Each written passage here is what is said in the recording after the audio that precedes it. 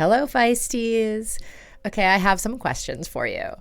Are you feeling overwhelmed or just like me, tired by all the conflicting health and training advice on the interwebs?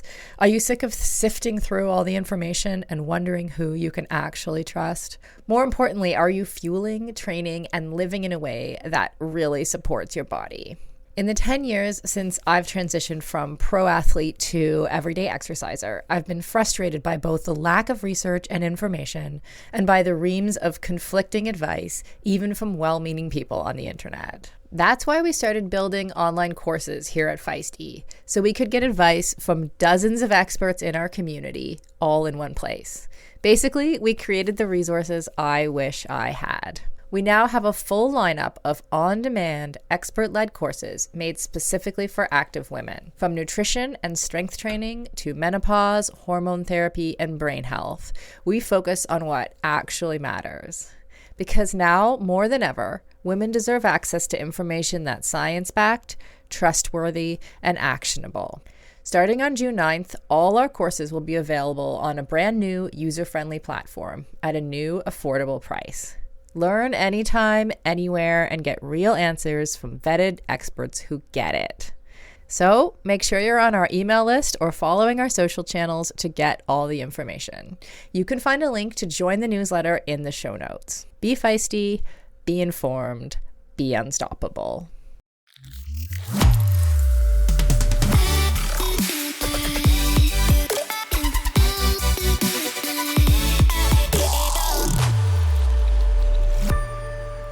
Hello, Feisties. Welcome back to the Women's Performance Podcast. It's been a little while, but I guarantee you it was worth the wait. We have another incredible series, and I have another amazing co-host with me today, Jill Van Gene. Jill, welcome. Thank you. Thanks for having me. Did I say your name right? I know you have a lot of last names. Yeah, no, Jill Van Gene is fine, but I am a hyphenate, so Jill Van Gene Carr, but it feels like eating marbles when you say it, so... As long as it's not Jill Van Gyn, I'm happy. Right. Well, I did see your Instagram and knew exactly how to pronounce it. So it's pronounced Van Gene, and don't you forget it. I love it. I know Jill from here in Victoria, BC. Mm-hmm. She is an entrepreneur, an amazing entrepreneur, built an amazing brand, and a writer. And also a highly intelligent person who I love to be around. So excited to have her talk about something completely different today as well. For this series, but something that's very personal to you, right, Jill? Mm-hmm. Yes. So in this series, we're going to be tackling the very broad topic of IVF. And, for a women's performance podcast, I think one of the aspects to an IVF journey is the grueling nature of that journey and how many people actually have to go through it and the severe impacts that it can have on your mind and body. And so I thought this fit really well into shedding some light on so many of the unknowns that take place with IVF, infertility, pregnancy loss, and bring some of that to like illuminating a lot of the things that I didn't know when I went into my own IVF journey. And I wish I had known. So the goal here is to, give some perspective on what people can expect. And then if you aren't pursuing IVF or you haven't had to do that, to get an understanding of what it's like to go through something like that. Yeah, absolutely. And I feel like one of the things I learned kind of in my 30s and 40s that I think I wouldn't have known before that is that so many women and couples struggle with things like infertility, end up doing IVF or some related fertility, treatments. Yep. And this affects a lot of people. And also the emotional journey is very unique. And, I listened to the second episode, which we're going to have on next week. And I really was relating, even though I didn't have that journey myself. I was really relating to those feelings that you get when you're trying to get pregnant. Everything kind of, your world kind of changes a little bit. It's really difficult to explain, but I think a lot of women are really going to relate to the topics and the things that you talk about in this series. Yeah, I think the big thing was when I went in so blind into these processes, it was very isolating. It was very lonely. And I really wish I had had a better picture of what I was signing up for. And I think a lot of women are going into this because a lot of us are pursuing careers and we wait a little longer, and it takes us a little longer than it did with our parents to get financially stable. And I know that was my decision as well, as my husband and I wanted to wait until we kind of felt like, we had the resources and means to have a family. And then when we started, when I was 36 years old, it was such a blow to know that, this wasn't going to take 1 year or 2 years. It would end up taking us 6 years and 11 rounds of IVF. 11 rounds. 11 rounds, yeah. So, we talk about, endurance and performance. I mean, my body has never undergone such rapid changes and challenges in my life. And I was an athlete for many years in CrossFit and did marathon running, and really trying to juggle both of those things was a real uphill battle. So really grappling with those deeply physical changes to my body, and having to adapt to this new style of performance. So, but yeah, I think so many people do go through this, and or they will, and this will give them a little bit of a picture of what they've signed up for. Yeah. And I think, having gone through those 11 rounds, and obviously I have the advantage of having heard some of the things that are coming up in the series, but like, you've seen the full gamut. You've seen it all, right? Like, you've gone through the treatments, the emotional journey, had the losses. I have, yeah. Yeah, and I have 2 wonderful children, and I still sometimes can't believe that we're on the other side of this. And they're currently 2.5 and 5.5. But they're both egg donor babies, and we're so grateful to have somebody come into our lives to help us out with that. So, I think going into it, you could think, okay, well, it's going to be hard. And then you're like, okay, well, there's going to be losses. And then you have to wrap your brain around the fact that, like, hey, you're not going to have your own children. But they are my own children, of course. And really trying to grapple with that and like align these new ideas was so, a really wonderful journey for me in some aspects, and also just really, really hard. But, being on the other side is, I mean, it's a gift. And, we're thrilled we were able to push through, but, not everybody is. And I think that's also part of people's journey, is pursuing IVF and then having to accept that, they're going to move on with their life without children. And there's just so many outcomes when people are trying to get pregnant. And it was something that Carla and I discussed, is this idea of, a lot of people go into it and they're like, you're either going to get pregnant or you're not. And there's this entire massive gray area in between that I had no idea existed. And I had no understanding of my own body or my reproductive system. I mean, I really felt like I had no information going into this. And I consider myself a pretty educated person. So there's a lot to discuss. It was, and and we're going to hear you and Carla talk about it today, but I didn't sort of realize that you actually can be a little bit pregnant. I think that was the phrase that you used, and that's even an expression, isn't it? Like, you can't be a little bit pregnant to make something really black and white. It's like, oh, actually you can. So I definitely learned a lot too. Yeah. So the goal here is to really bring people up to speed, and we could talk for ages about all the different treatments and all the different outcomes and what it does to your body and, your mind and your spirituality in many ways too. But I think we scratch the surface with this. Great. And so walk us through what we can expect with the series, like what's coming up over the next few weeks. Yeah. So we'll be talking to Carla, and we're going to be really focusing on the physical aspect and the medical aspects of it. And we're so grateful. She spent 18 years as a fertility doctor at the Boston Fertility Clinic. And I think understanding what the different medical protocols are, and then, what are some of the approaches that people will have and what doctors will have, why it's important to connect with a doctor and the right fertility clinic for yourself. And then we do touch a little bit on physical performance as well throughout that process, which is, it's a juggle for sure. So, in speaking with Carla, we'll have a lot more information on what IVF does to your physical body. And then we'll be speaking with Alexandra, who is a therapist and focuses mainly on fertility issues. And we really go into the personal side of things. And I'll tell a little bit more about my story And Alexandra was gracious enough to share that she also had struggles with fertility. So, having some perspective on how people can fortify themselves going into this and what they can expect in terms of potential loss, and really dig into the idea of hope around pregnancy and how that can work for or against you. So, so many things to cover. Yeah. Great. Cool. Well, looking forward to Carla's interview. Great. Thanks, Sarah. Hey, feisty people. CEO Sarah Gross here. I want to tell you about my favorite product for muscle strength and recovery, which has also become a favorite amongst all of my friends at CrossFit, Previnex's Muscle Health Plus.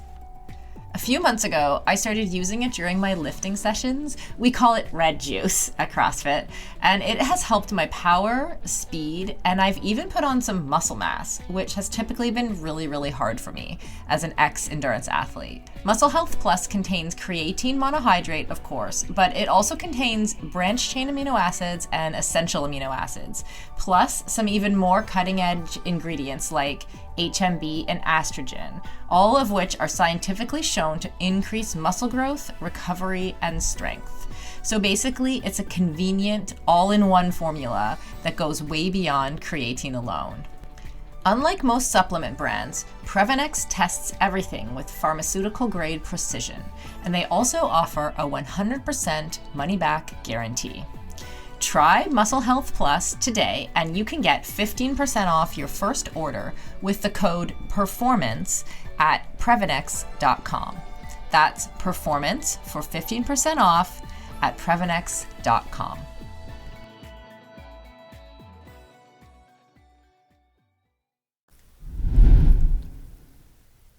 I'm here with Carla DiGirolamo, who's a board-certified OBGYN, a reproductive endocrinologist, and Menopause Society certified practitioner.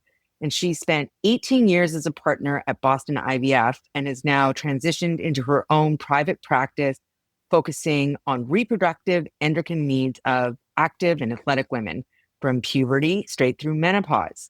And she's also the director of women's health at Eternal, a healthcare company dedicated to longevity and athletic performance. That is quite the resume, Carla. Welcome, and thank you so much for joining me today. Well, thank you for having me, Jill. It's a pleasure to be here. So in this series, we're seeking to uncover some of the mystery around IVF. I have been through IVF. I found the inability to fully understand the scope of what IVF is, from the physical to the emotional, to be a really big uphill battle. And that's one of the reasons why I wanted to talk to some experts. And because of your background in IVF medicine, I wanted to help to inform our listeners on what IVF is, who needs IVF, and what are the physical effects and processes associated with IVF. And I'd also like to talk a little bit about how the athletic person is affected by IVF throughout their training as well.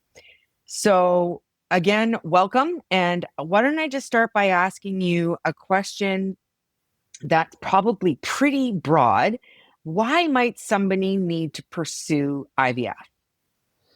So there are a lot of different indications for IVF. In the infertility area, one might have fallopian tubes that are blocked or scarred, or maybe in their younger years, they had their tubes tied as a form of contraception, and then later, many years down the road, change their mind and decide that they do want to have children with a different partner, and however, but their tubes are tied. So tubal disease is one indication for IVF. The other indication is male factor, where the sperm may be insufficient or unable to fertilize the egg in vivo, meaning, in the uterus, in the fallopian tubes. And so what needs to happen is that the eggs and the sperm need to be put together in the laboratory to be sure that fertilization happens. We also do IVF for unexplained infertility. Sometimes people go to the clinic and they get an evaluation, and nothing is turning up as being abnormal. The eggs are great, the tubes are great, the sperm is great. They've tried multiple different things and nothing is working. And so IVF is the next step. And sometimes, lo and behold, it works, and we never find out why it didn't work in the first place. So those are some of the fertility indications for IVF. Another reason to do IVF might be to do embryo banking, where you might have a couple who isn't ready to have children quite yet, but they want to preserve their fertility for the future, or God forbid, one of them has a cancer diagnosis and they want to preserve embryos before they have chemotherapy treatment. And then another indication is for sex selection or family balancing. We have other types of testing we can do in addition to IVF. We can do genetic testing on embryos that allows us to very accurately select the biological sex of the embryo if someone wants to do family balancing. So there's lots of indications for IVF. Yeah. And I think what's really interesting about this is that there are so many indications. So as an individual, I mean, in my case, I just waited a really long time to get pregnant, and I was with the right person, and we had waited until I was settled in my career. And I was 36 when I started to try and get pregnant. And, we did that whole first year of trying. And for me, what was interesting was that I just had this feeling, I just had a feeling that I wasn't going to be able to get pregnant easily. And I had to go through a lot of doctors and sort of pushing, and at times even fibbing around, trying to get a referral to a fertility clinic, because I was just I needed to advocate for myself, because I just knew this was going to be a problem. And I was ultimately correct in this assumption. But I think one of the things that I was challenged by so much is just how common IVF is, because I mean, you've given us a lot of different reasons why somebody might pursue IVF. And then there are out of every one of those, there's probably about 10 more, not the least of which being same-sex partnerships or, different family makeup, single moms and single parents. But for me, it was just it took us forever to figure out that I just had bad eggs. And I think that now, when I talk to other people that are waiting to pursue pregnancy late into their 30s, I often, encourage them hey, you should just kind of find out if it's going to work out for you, because it did take me 6 years to complete our family. And I think that more people should be empowered with the knowledge of what IVF is for, and, how to pursue understanding what our fertility needs are. So can you tell me exactly what the IVF process is, and then what are the overall outcomes that people can expect? Because I know that there are many of them. Sure. So in the United States, IVF is done pretty much the same way at most centers. IVF is done in lots of other countries, but the structure and resources available might be a little bit different. But so what I'm speaking to is the process that's pretty common in the United States. So basically, the first step is to stimulate the ovaries to produce multiple eggs.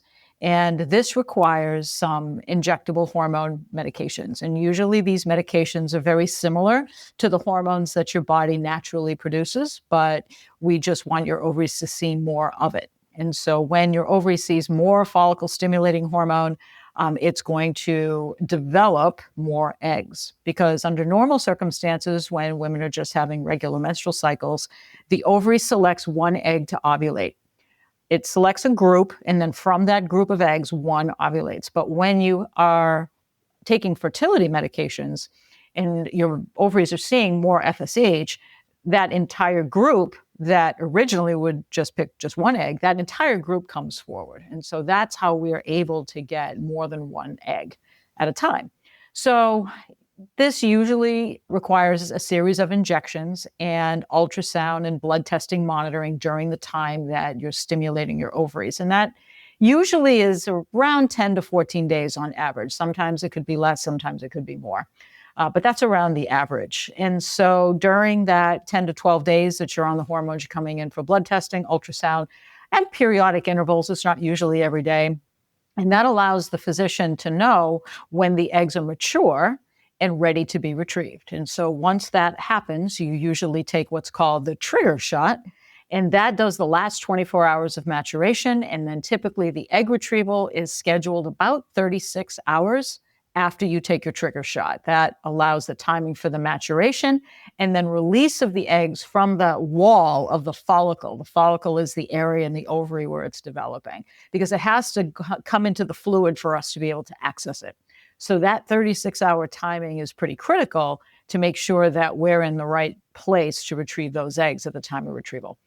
The egg retrieval itself is a very simple procedure. It takes about 5 to 10 minutes. It's typically done under conscious sedation. It doesn't usually require intubation. What we used to use at Boston IVF was propofol and fentanyl. And propofol is fairly fast acting. People go to sleep, they're comfortable. We use a vaginal ultrasound to visualize the ovaries. And then attached to the ultrasound is a needle guide where we slip a needle right along the visual field of the ultrasound. And we pass the needle into each little follicle, each little sac of fluid that the egg develops in. And we aspirate them. And so we aspirate as many follicles as we can see that are likely to have eggs. The eggs then go to the laboratory. The embryologist in the laboratory will look at the eggs and determine which ones are mature and which ones are not. And then in the laboratory, after you've woken up and recovered and gone home, the embryologists prepare the eggs for insemination. So while you're having your egg retrieval, the sperm source, whether it's a partner or whether it's donor sperm that's frozen in the laboratory, the eggs are inseminated, and then about 18 hours later, which is usually the next day, they'll check to see if fertilization has occurred. And then, assuming it has occurred, then we typically grow embryos out for 3 to 5 days. More commonly, we're growing them out for 5 days. And then the best embryo that you have that has survived to that point is selected for embryo transfer. Yeah, it's so interesting because, as you're describing this process, there are so many steps along the way that need to go right. Can you talk a little bit about like the success rates of IVF and what people can expect going into this? Because I know for myself, one of the biggest disappointments I suffered, and there were many along the way, was walking in and going, well, no worries, we'll just do IVF. And I think that is something that I would love for our listeners to take forward with them, is that IVF is not a miracle. It is a standardized medical practice that has limitations. Can you talk about those success rates and those limitations? Sure. So success rates of IVF are highly, highly variable and influenced by a number of factors. The most important determinant of IVF success is a woman's age, the age of the woman who is supplying the eggs. Under 35, actually under 32, is really where your best success rates are. At Boston IVF, we would quote around 45 to 50%, conception rates with our IVF practices in that age group. And then in the 35 plus group, it might be 35 to 40%. Over 38, it's a little bit less. So typically with age, you can have a very dramatic difference in success rates. Over 44, success rates are probably in the 1% to 2% range. Very, very low once we get to that age group. The other determinant of success rates is really the center where you are having your IVF done. So when one is looking around for an IVF clinic, it's important to look at the center's specific success rates. And most accredited centers are required to check in their outcomes with a CDC database. It's called SART, S-A-R-T. And to get accreditation, you have to report your outcomes. And so these outcomes are readily available by clinics. So you can go to the SART website and you can look up a clinic and find out what its success rates are. So the other thing that determines it is, what is your diagnosis? Unexplained infertility, or is it male factor? And how many IVF cycles have you already had without success? Have you had an IVF success with a live birth?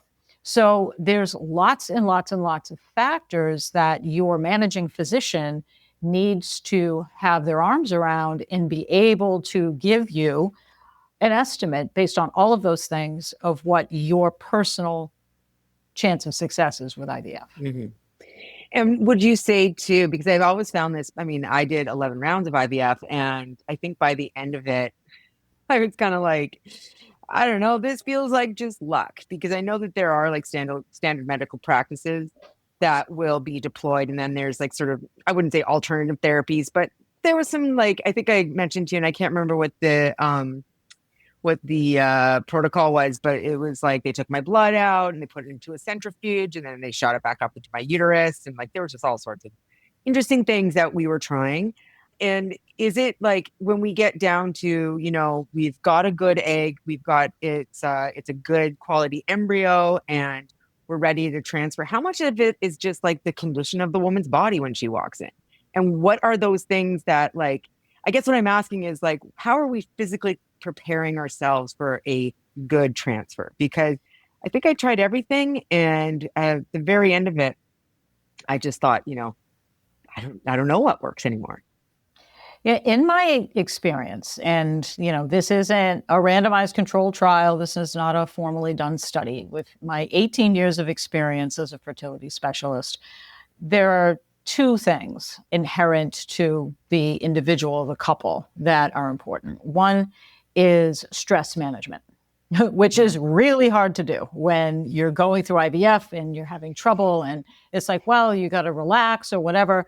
And that's easier said than done. Boston IVF was one of the pioneers in the mind-body clinic that we had. It used to be called the Domar Center. And they were one of the first in the country to actually have a dedicated center for mind-body work and trying to facilitate that kind of relaxation and developing that connection between the mind and body to help to, get that positive energy to help through the IVF process.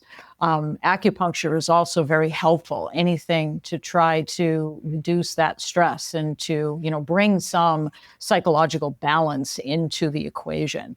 That can be very helpful. I can't tell you how many times and how many stories I have of women who were pretty far down the road on their last embryo. They've given up. Yep. They've given up, and then boom, it happens.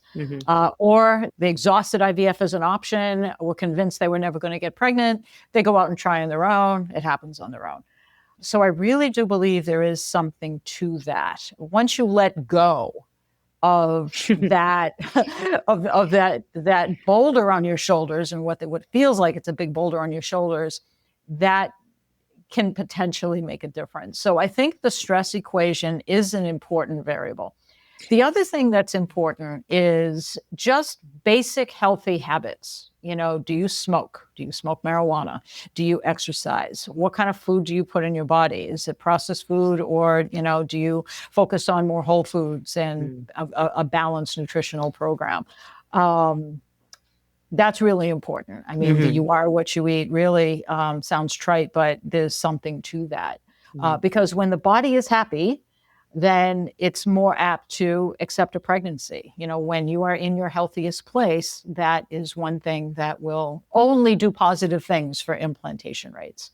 So when I was seeing fertility clients, I would always emphasize lifestyle as a really, really important variable to try to pay attention to as they go on that journey. Yes. And I certainly went on that journey. And I think I went through naturopathy and acupuncture and therapy, infertility counseling. And I had tinctures and I had meditation apps that were all focused on the golden egg. And I actually had printed out this like beautiful golden egg. It's actually, I still have it up in my house because for some reason it's just this like little talisman that I like to have there.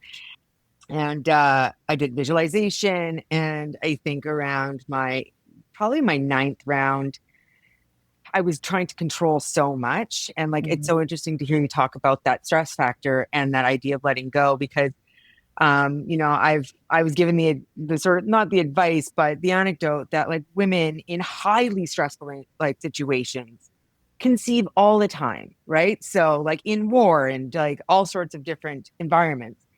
And for me, I was certainly one of those people who we were at the end of the road. It was my 11th round. I was stressed beyond belief with my personal career and just the grief and loss that comes with 11 rounds of IVF. And I just gave up, and my lifestyle went completely out the window. And, it's so difficult to know when what is going to work for the individual. But something that was helpful for me was, once I left a doctor's office and once I left like the medication, I found a way to sort of regain some power and control over my journey by lifestyle, eating well, sleeping well, trying to manage stress, exercising often. And so there were periods of time where that was really, really helpful for me. And then there were periods of time where that wasn't helpful. But this idea of letting go is so funny because it is certainly not a scientific, it can't be measured because it almost feels like it's like the quality of your letting go. Because I know letting go in the middle of hoping and praying that you are going to be pregnant can be so tough. Like it's a very spiritual disconnection from the process. And then once I let go, I mean, I just remember the day I tested positive for pregnancy, I also tested positive for COVID. And I just said, all right, well, I'm going to lose this one too. And today she is absolutely running my life and we love her. So, yeah, I mean, I think the letting go is something that can be worked on through meditation. One of my favorite meditation apps is Headspace.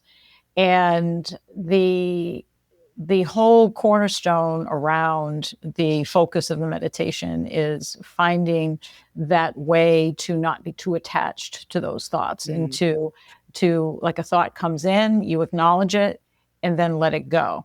Pushing it away is very different from letting it go, because when you push it away, it's going to come back and grip harder with a vengeance. But if you can manage to truly let it go, there's some value in that. So meditation training is a way to move in that direction. It's just, obviously it's not for everybody, but it's something that could be helpful. Certainly. Yeah. Yeah. So can we talk a little bit about how this impacts your body? Like, you've mentioned shots and there's tons of treatments, and like I went and did a thing where they just blew out my fallopian tubes. That was horrific. I mean, I went through a number of different treatments, and this process is going to be great for some people and like really rewarding, and for other people that comes with like quite a bit of medical trauma and physical trauma. Can you talk a little bit about what people can expect as they go through this process? Sure. So with the stimulation piece, that's the 10 to 14 days that you're on the hormones stimulating the ovaries to develop the eggs. The ovaries increase in size dramatically. They go from being the size of like a very small egg, maybe like a quail egg, not like a chicken egg, to probably being the size of an orange. So, if you look down, your pelvis isn't very big. And so you got these two things that are increasing in size. I've had patients describe to me, oh my God, I look like I'm 24 weeks pregnant. So some people can see that outwardly. If they're thin people, it can be very obvious. They look pregnant. And that can be uncomfortable. Most people can go about their day and, do their usual stuff, go to work and what have you. I just encourage people to wear comfortable clothing just because the belly can be bloated from the ovarian enlargement. One of the risks that goes along with ovarian stimulation is ovarian hyperstimulation syndrome. It's OHSS. There's lots of strategies to avoid OHSS nowadays, and we really see a lot less of it than we used to. But some of the more significant episodes of OHSS can include the belly filling up with fluid. This is just an effect that the hormones have on the fluid balance in your vasculature. And so what happens is, as you start to swell up, a lot of the fluid starts to leave the vasculature and go into the tissues. And there have been some cases of hyperstim syndrome where we would do what's called a cholestacentesis, where we would insert a needle vaginally and drain this fluid. You can take 3 or 4 liters of fluid off of somebody. It's dramatic. This probably complicates 1% to 2% of IVF cycles. And we really do have good tools like Lupron triggers and freeze-all cycles that allow us to avoid this, that we didn't really have access to 10, 15 years ago. But that's probably one of the more common significant complications of IVF is hyperstim syndrome. But like I said, probably 1% to 2% of IVF cycles. Your egg retrieval, it's typically done under anesthesia. You're typically a little sore after it for about 24 hours, but usually people return to work the next day or the day after. So that's not too bad. And there's no incisions with the egg retrieval. It's just a needle puncture. It's kind of like an ovarian biopsy. Sometimes there are mood swings in response to these hormones. And this is variable among people. And one of my observations in the years that I've done this is that if you're somebody that with your natural menstrual cycles has a lot of PMS, you're very sensitive to your natural menstrual cycles, you will probably have some sensitivity to these hormones because different women have different sensitivities to their own hormone fluctuations. So some people have significant mood swings. And also, it's the emotional dynamics surrounding the fertility situation. For example, a couple who have been struggling to get pregnant, who's getting older and the pressure is on, their emotional dynamics going to be different from the couple that is banking embryos just because they're not quite ready to have a child. So, the emotional dynamics surrounding the situation also can factor in to the mood swings. So those are some of the more common things that we would run into. I think I went into this, and I think a lot of people go into it being like, well, I'm going to get this on the first try. And that often isn't the case. And can you talk a little bit about what it looks like? Maybe we could talk about two things. The first thing is I was shocked and also horribly disappointed to find out that you can be a little bit pregnant. What is that? Why did I not know what this was? I've had a few chemical pregnancies and then just like low HCG. So the embryo just wasn't developing or didn't embed. Can you talk a little bit about those outcomes of what people can expect? Because it can be quite jarring to get a positive pregnancy test and then be told that this is not a viable pregnancy. Yeah, this is really unnerving, understandably, for a lot of patients. And so what that little bit of pregnant refers to is kind of like this limbo period where you have a positive pregnancy test, but you can't yet see the pregnancy on ultrasound. And so that we really can't get a look at a gestational sac and a yolk sac until the HCG levels reach about 3,000. Okay. So when you get your initial pregnancy test about 2 weeks after your embryo transfer, we're probably looking at levels between 150 and 300. So levels typically double every 2 days. And so to get from, say, 200 to 3,000, that's going to take a little bit of time. So there's a few weeks there where the only evidence that this pregnancy even exists is in the HCG levels. Now, sometimes those HCG levels aren't going up as predicted, which is doubling every 2 days. When that happens, we have to be worried or at least alert to the possibility that that pregnancy is in a location that it shouldn't be in, like the fallopian tube most commonly. That's called an ectopic pregnancy. And one of the red flags of an ectopic pregnancy is when those HCG levels are not going up appropriately. So if we notice that, and usually after you have a positive pregnancy test, they might repeat it a few times to make sure the trajectory is correct. And if it's not, then we're going to keep drawing those HCGs, but yet we can't do that ultrasound until we really get to be above 3,000 before we see anything. So watching these creeping HCGs and not being able to see anything or know what's going on is really unnerving for people. But that's what's going on. We just don't know where the pregnancy is or if it's ultimately going to be viable. And it really is difficult to manage that emotionally, but there is not much we can do except watch and wait because of just the limitations of what we can see. Oh, the amount of Reddit threads that I was on was, and I finally just said, I've got to stop Googling my HCG because I would like Google this HCG and be like, is this good? Is this viable? Who's had babies with this HCG? So that period of time, I mean, you are operating with such blindness.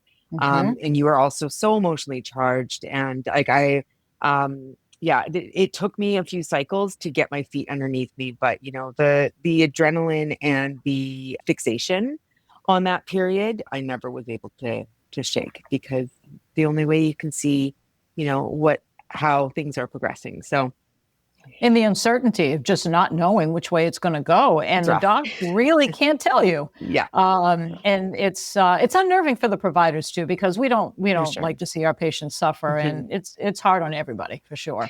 Yeah, and I was, I've had excellent fertility doctors, and I've had not so great fertility doctors, and I will say that those that appreciate the deep uncertainty and the emotional stress that comes with this were the people that really helped me through this. And we talk about, providers offering resources to alleviate stress, medical practitioners that have the ability to consistently be empathetic is that's a superpower. I mean, I would say, in my opinion, in the fertility sciences, that would be, just such an asset in that field. So let's say this doesn't work out and we're coming off a cycle. What does it look like to get back on? Because we don't just say, okay, well, it didn't work and that's it, we're done. Most of us will want to go back in and try and find a solution here. And many people will do this cycle multiple times. And how does that look for other people? And what are some alternative methods that fertility sciences can try? So when I would have patients that would not be successful with their cycle, usually I would try to meet with them, and I would help them. We would all look together and say, okay, let's analyze this. Let's look at the data. And it's like, okay, how did the ovaries stimulate? Did we get a good number of eggs, or did we not get as much as we expected? And by looking at the outcomes from start to finish, that helps to paint a picture of, okay, what's really going on here. And that can also inform how we do the next cycle. So if I find out that, okay, these medications were a little bit too low, we would like to get a greater egg yield next time, then you might increase the doses of the gonadotropins that you're using, the FSH hormone and the other hormones that we use sometimes. So if we find out that, okay, we retrieved all these eggs, we tried to inseminate the sperm and let them do their thing, lo and behold, there's no fertilization. That's very informative. It's like, okay, the sperm and egg can't do it on their own. We need to apply a technique called ICSI, intracytoplasmic sperm injection. And then oftentimes that fixes the problem. We get embryos, transfers, everything's great. Sometimes it is that easy, sometimes it is not. But the IVF process can be very diagnostic because we are able to see every step in the conception equation under the microscope. So when I have people that are going back and forth, do I just stay with IUIs? I don't really want to do this. It's like, well, especially for unexplained infertility, it's like, I get it, no one really wants to do it this way, but we may find out valuable information that we can't find out on just your initial day 3 testing, HSG and semen analysis. There could be some real biological barriers that, there it is, we can fix it and, be well on our way. So when I have a patient with a failed cycle, I always try to meet with them and then, go on the, learn from it and then make a plan. In Massachusetts, where I used to practice, and there's probably about somewhere between 15 and 20 states that have insurance mandates, a lot of times insurance can be a barrier, and that causes women a lot of stress. And so in between cycles, there's usually submission for approval. And sometimes if that doesn't happen, we have to appeal. And the insurance companies can add a whole other layer of stress to this. But I figured I had to include that because so many states nowadays have insurance mandates and people are using insurance for these treatments. Yeah, in Canada, it is limited. Since I have had both my babies, I know that it has improved. I think that it's such an astute point on this because financial barriers to IVF are certainly real. But what I found interesting about trying to figure out how to get from where we were to holding a baby and how that happened, I was not too concerned about it. We certainly entertained adoption, and we went through an adoption seminar, and we had just done IVF. And I ended up miscarrying the same day, but we had gone to the seminar just to, just in case, which was smart. And so we had decided to adopt. And we were, 3 rounds into IVF, and then we went to go look at adopt. And I think people also, again, don't have a good idea, because we actually did have people say to us, well, like, it's nice to have biological children, but have you ever considered adopting? And you're like, listen, uh, adoption is very expensive. And we get stuck in this, like, when we looked at Canada. I believe it's about $30,000 to start the process, and then you get put on a list, and the adoptive parents, or the parents will pick the adoptive parents. The United States is about $90,000 US. Japan is about the same. And anywhere else, typically you'll have to go and either live a year in country. Many developing countries are cutting off adoption for very good reasons. Or you can end up with sibling groupings that are a little bit older as well. So when we went into the prospect of adoption, and IVF was expensive, but it wasn't $90,000 expensive or $30,000 expensive even, right? Like, we had done some, and the retrieval costs a little more, and the transfers are a little bit less. And so you do have to play this sort of like transactional game in your head. And it's a really tough thing to grapple with, because often adoptive agencies will say you have to be done with IVF. I mean, that is the way it is in Canada. You have to be done with IVF before you pursue adoption. They don't want to do the sort of like the having an adoptive baby while you're actually pregnant. So we made the decision to go back into IVF. And that worked out well with us once we had an egg donor come through for us.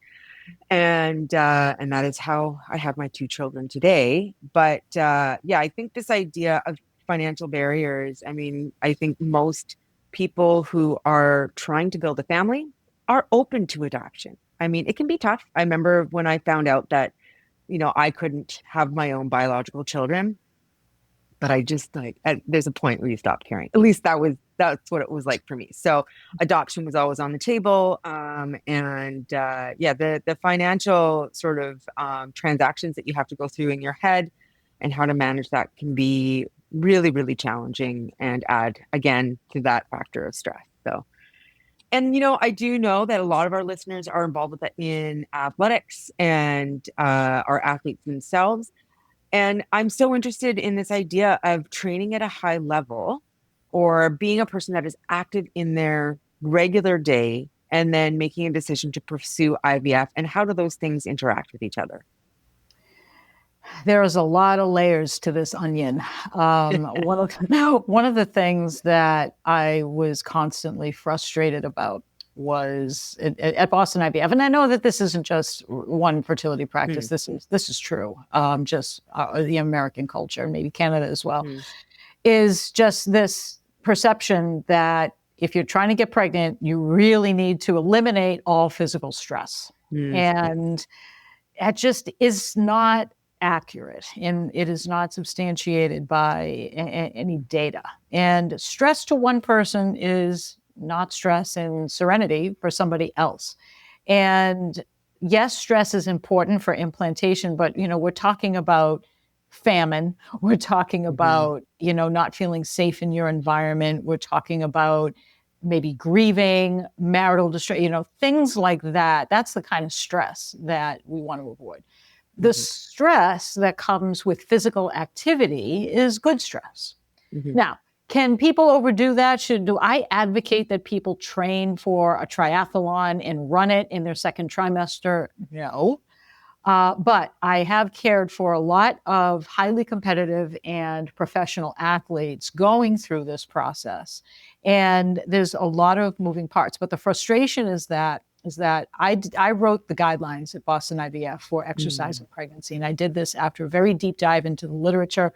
Plus, I have a background in this as a fitness professional for decades. And so that's why they asked me to do it. And no matter what I put in those guidelines, which is that can't get your heart rate above 140 beats per minute, which has been completely debunked.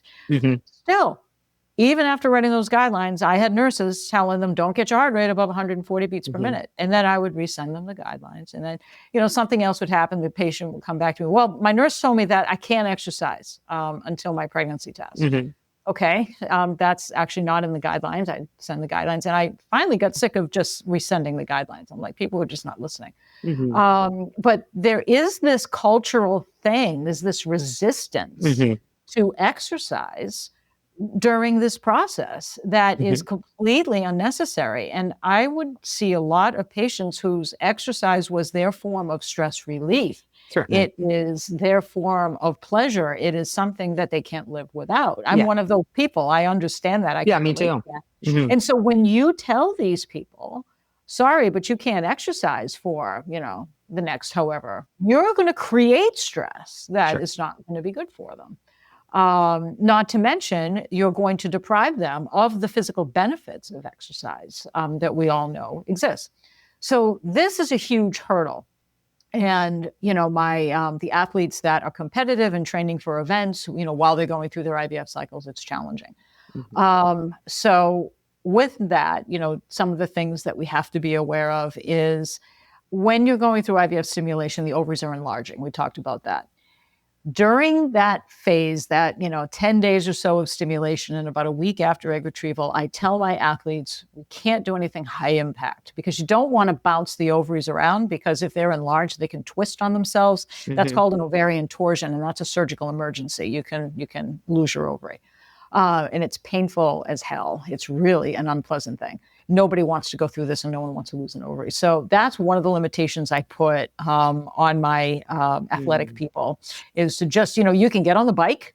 You can even maybe get on the rower. Just don't go running. Don't go jumping up and down or turning upside down or anything like that. That can twist the ovaries. So I usually give them that limitation, but I give them alternatives. Like I used to treat, there was a world-class hockey player who was in the middle of a season, and, we had her on the bike. That's how she had to, keep her lung capacity and her endurance, her cardiovascular endurance, on point. But we had to just do it differently, and that was okay. The other thing competitive athletes can run into is that a lot of the medications that we use for IVF are on the banned substance list. And so, yes, so what has to happen is that, and I would have this would happen a lot, they would provide me with the organization's list of banned substances. And what I would have to do is to write letters to them saying she is on this medication and this is why. She's on this medication and this is why. So you kind of have to inventory what they're taking. But a lot of medications used in IVF are on the banned substance list. So that's another thing. And most fertility doctors won't even know what that is. I did because that's my background. But that's another little bit of a barrier if you're a competitive athlete. But yeah, there's a big cultural stigma there that is really not grounded in any good science or research. But there are some real limitations. Like I said, we have to make sure that we keep the ovaries and the woman safe during that time of egg retrieval and stimulation. Yeah, I mean, I definitely went into IVF going like, well, as soon as I do this, I'm just this delicate little creature and I'm not going to be, I remember being told like, don't lift over 5 pounds. And I was like, 5 pounds is like not much more than a cup of coffee. So, it was really hard to avoid lifting anything. And by the 11th round, I was like fully working out through everything and just like, you know what, I'm just going to do my thing. And, I'm going to keep myself happy throughout this process. So. Oh, well, the thing that makes me laugh about that, because that's another debunked, wives' tale or whatever, is that, before there were IVF doctors, before there were even OBGYNs, we'd be having babies in the fields, we'd be working, hunting, we'd be lifting up our kids, and we would be doing all this physical stuff because out of necessity. Yeah. And, families would have 6 kids without blinking an eye. So, there really is a lot, again, it's that stigma, and that has just been perpetuated through time that is just not grounded in any real science. Yeah. Well, listen, I think we'll wrap it up there. And I feel like we've only just like touched the surface of this, but I really hope that there's been a little bit of illumination and some questions answered. And I just really appreciate you taking the time and sharing like your deep knowledge of this field with us today. So it was so nice to talk to you. You're very welcome, Jill. Thank you for having me and for giving me the opportunity to reach your listeners. Awesome. Thank you. Take care. You too.